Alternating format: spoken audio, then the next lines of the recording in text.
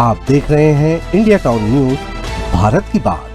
डोंगरगढ़ के करवारी रोड पर एक फार्म हाउस, थाने से महज 5 किलोमीटर दूर। कई माह से मध्य प्रदेश की शराब मंगवा कर यहां उसमें मिलावट कर बेची जा रही थी, अवैध बॉटलिंग करके और नकली होलोग्राम लगाकर। जहां एक और 4-5 पौआ रखे लोगों को भी पुलिस मुखबिरी करवा के पकड़ लेती है, वहां इतने बड़े रैकेट को लेकर पुलिसिया कार्यवाही शुरू से अब तक शून्य रही। शायद लापरवाही या फिर पुलिस और आबकारी का खुला संरक्षण। नमस्कार, मैं हूं आपके साथ अजय सोनी और आप देखना शुरू कर चुके हैं इंडिया टाउन न्यूज भारत की बात। डोंगरगढ़ के करवारी रोड स्थित फार्म हाउस के तल घर में चल रहे अवैध बॉटलिंग यूनिट में तस्करों द्वारा अवैध शराब की बोतलों में छत्तीसगढ़ का नकली होलोग्राम और नकली स्टिकर लगाने के सनसनीखेज मामले को जितनी गंभीरता से शासन प्रशासन को लेना चाहिए, दरअसल इसे इतनी गंभीरता से लिया नहीं जा रहा है। पिछले लगभग 2-3 बार आप इस खबर को देख चुके हैं। लगातार हम इस खबर पर नजर बनाए हुए हैं। आज मैं आपको बताऊंगा इस खबर की असल सच्चाई। अवैध शराब की बिक्री को रोकने के लिए राज्य सरकार ने होलोग्राम के लिए क्या उपाय किए हैं, ये खबर बीते 5 माह पहले इंडिया टाउन न्यूज में मैंने ही आपको बताया था। पहले आप देखिए मेरे साथ स्क्रीन पर उस खबर का एक अंश और उसके बाद आपको बताऊंगा इस मामले की असल हकीकत। देसी और विदेशी शराब की बोतलों पर नए होलोग्राम लगाने का निर्णय लिया है। इस कदम का उद्देश्य शराब की अवैध बिक्री पर रोक लगाना है। सरकार ने घोषणा की है कि सभी देसी और विदेशी शराब की बोतलों पर सुरक्षा बढ़ाने के लिए नए सुरक्षात्मक फीचर्स के साथ होलोग्राम लगाए जाएंगे।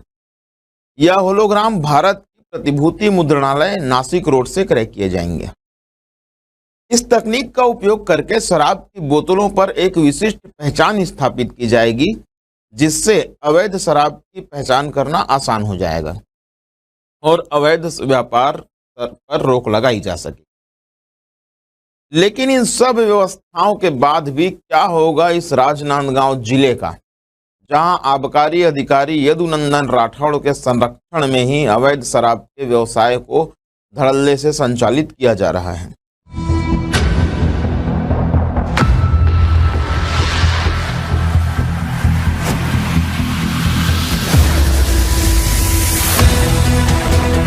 भ्रष्टाचार के आरोप में जेल के सलाखों के पीछे जा चुके यदुनंदन राठौड़ के हाथों में राजनांदगांव आबकारी विभाग की कमान है। इनके और इनके बाबुओं के संरक्षण में ही पूरे जिले में अवैध शराब के व्यवसाय का संचालन किया जा रहा है। जहां एक और सरकार राजस्व बढ़ाने और बचाने के लिए तरह तरह के उपाय कर रही है, वहीं तस्करों द्वारा नकली होलोग्राम की मदद से ही बोतल को खुले बाजार में खपाया जा रहा है। इसके लिए बाकायदा ब्रांड का स्टिकर एवं नकली होलोग्राम की छपाई करवाई जा रही है। खाली शराब की बोतल जमा करने के लिए कबाड़ियों से छत्तीसगढ़ निर्मित शराब की बोतल खरीदी जा रही थी। बावजूद इसके पुलिस को कुछ पता नहीं था। प्रदेश में ईडी पिछली कांग्रेस सरकार के खिलाफ शराब घोटाले में नकली होलोग्राम के चलते ही जांच कर रही थी। जिस नकली होलोग्राम का सहारा लेकर प्रदेश में 2000 करोड़ का शराब घोटाला होना बताया गया, कई लोग जेल में भी हैं। इसी तर्ज पर नकली होलोग्राम के जरिए डोंगरगढ़ में भी शराब बॉटलिंग के इस खेल को अंजाम दिया जा रहा था। लेकिन वह रे राजनांदगांव के आबकारी अधिकारी, इतने बड़े मामले के बाद भी अब तक आबकारी विभाग के कानों में जूं तक नहीं रेंगी है। ना कोई कार्यवाही, ना कोई नोटिस, ना कुछ, ना कोई इश्तहार। वह आंख बंद करके यह सब देख रहे हैं और शायद आबकारी विभाग पिछले कई माह से आंख बंद करके इस मामले को देख ही रहा था। इस मामले में बड़ी बात यह है कि स्थानीय कबाड़ियों से ही बोतल खरीदी जा रही थी, लेकिन पुलिस के हाथ कबाड़ियों से भी दूर रहे। इस पूरे मामले में कबाड़ी दुकान वालों की संलिप्तता से इंकार नहीं किया जा सकता। आरोपी द्वारा बॉटलिंग के लिए शराब बोतल की व्यवस्था कबाड़ियों के दुकान के जरिए ही की जा रही थी। अविभाजित जिले में यह कोई नया मामला नहीं है। अविभाजित जिले में शराब की अवैध बॉटलिंग का यह मामला नया नहीं है। इसके पहले भी 2 मामले ऐसे सामने आ चुके हैं, जिसमें खैरागढ़ जिले में मुड़ीपार जिले में भी नागपुर से स्प्रिट लाकर नकली देसी शराब बनाने का मामला उजागर हुआ था। इसके अलावा बाजार अतरिया के रौंदा ग्राम में भी एक फार्म हाउस में शराब की अवैध बॉटलिंग की जा रही थी। अधिकांश मामलों में डोंगरगढ़ की सरहद को ही आरोपियों द्वारा इस खेल को अंजाम देने के लिए चुना जाता है। ऐसे में यह समझा जा सकता है कि अविभाजित जिले में पड़ोसी राज्यों से शराब लाकर बॉटलिंग का खेल बड़े पैमाने पर किया जा रहा है। सरहदी क्षेत्रों में ऐसे और भी ठिये हो सकते हैं जिनके खिलाफ बड़ा एक्शन लेने की जरूरत है, लेकिन एक्शन हो क्यों नहीं रहा है शायद आप भी बहुत अच्छे से जानते हैं और हम तो जान ही रहे हैं। अब बात करते हैं उन सवालों की जिसके जवाब अब तक आपको यानी जनता को मिले नहीं हैं, लेकिन जनता उन सवालों का जवाब जिम्मेदारों से चाहती है और जिम्मेदारों को जवाब देना होगा। फार्म हाउस का मालिक रोहित नेताम उर्फ सोनू इस कारोबार का कथित सरगना है, फरार है।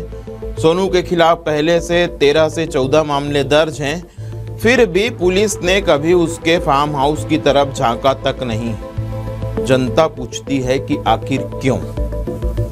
फार्म हाउस पूरी तरह से सीसीटीवी से लैस था। मेन गेट से लेकर बॉटलिंग यूनिट तल घर तक कैमरे लगे थे, वाईफाई के बड़े नेटवर्क लगे थे। तो आखिर साइबर सेल इतने दिन कहां थी और क्यों उन्हें ट्रेस नहीं किया गया? आखिर क्यों? पुलिस का कहना है कि मध्य प्रदेश की शराब एक साथ नहीं बल्कि धीरे धीरे वहां लाई गई। तो इतने बड़े जखीरे को खड़ा करते तक पुलिस आखिर कहां थी और उन लोगों को क्यों नहीं पकड़ा गया जो शराब ला रहे थे? आखिर क्यों? नकली होलोग्राम के स्टिकर कहां से छपवाए गए? कबाड़ियों पर आखिर पुलिसिया दबाव क्यों नहीं बनाया गया? ये तमाम ऐसे बड़े सवाल हैं जिनका जवाब नहीं है। आबकारी के संरक्षण में चल रहे इस बड़े खेल में आखिर क्या पुलिस आबकारी के लोगों पर भी शिकंजा कस पाएगी? बड़े ध्यान से सुनिएगा इस बात को कि इस बड़े मामले में जब खुलासे होंगे तब आबकारी के लोग यदि संलिप्त पाए जाएंगे तो क्या पुलिस उन पर भी कार्यवाही करेगी? शायद नहीं। क्या उन पर शिकंजा कस पाएगी? शायद नहीं। सवाल बहुत सारे हैं, जवाब बहुत कम।